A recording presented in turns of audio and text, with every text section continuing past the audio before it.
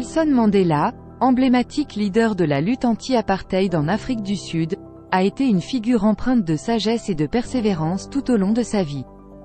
Son parcours exceptionnel a été marqué par une transformation remarquable en prison, où il est passé d'un militant prônant la lutte armée à un défenseur convaincu de la non-violence. Voici les différentes étapes qui ont contribué à cette prise de conscience profonde. 1. L'engagement initial. À ses débuts dans la lutte contre l'apartheid, Nelson Mandela s'est résolu à combattre la ségrégation raciale par tous les moyens nécessaires, y compris la violence. Convaincu que la résistance armée était le seul moyen de défendre les droits fondamentaux des Sud-Africains noirs, il a rejoint l'aile radicale de l'ANC, African National Congress. 2. La Rivonia. En 1964, Nelson Mandela fut arrêté avec d'autres leaders de l'ANC lors du procès de Rivonia. Cette arrestation marqua un tournant dans sa vie, car il fut condamné à la prison à vie pour complot en vue de renverser le gouvernement. La longue peine d'emprisonnement qui l'attendait allait devenir un catalyseur pour son évolution idéologique. 3. L'isolement et la réflexion. Pendant ces années de détention, Mandela fut maintenu dans une isolation presque totale. Cette solitude forcée lui offrit le temps et l'espace nécessaires pour réfléchir profondément à ses croyances et à l'efficacité de la violence comme moyen de lutte. Il commença à remettre en question ses convictions initiales. 4. Les conversations avec des intellectuels. Durant sa captivité, Mandela eut la chance d'interagir avec des intellectuels, des écrivains et des penseurs.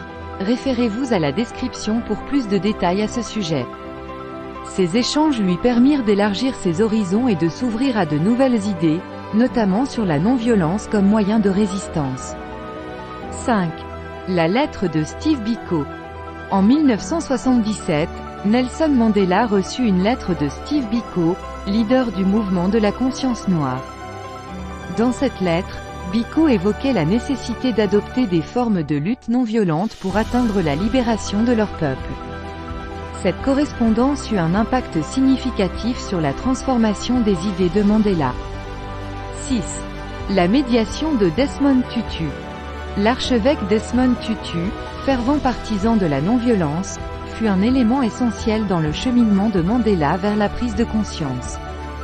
Il le poussa à considérer la réconciliation et le pardon comme des éléments fondamentaux pour la construction d'une Afrique du Sud libre et unifiée. 7. Les négociations pour sa libération. À la fin des années 1980, le gouvernement sud-africain commença à prendre conscience de l'échec de l'apartheid et entama des négociations secrètes avec Nelson Mandela pour sa libération.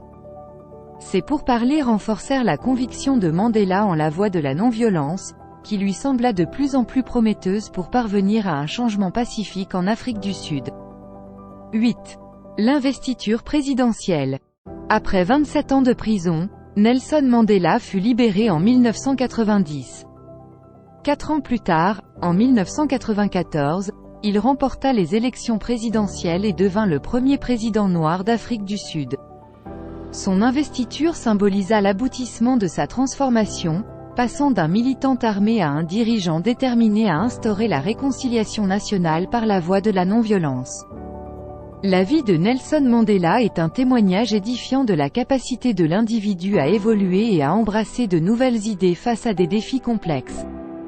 Sa transition de la violence à la non-violence a été un exemple inspirant de résilience et d'engagement en faveur de la paix. Son héritage perdure et continue de guider les générations futures vers un monde meilleur, basé sur l'unité, la tolérance et la compréhension mutuelle.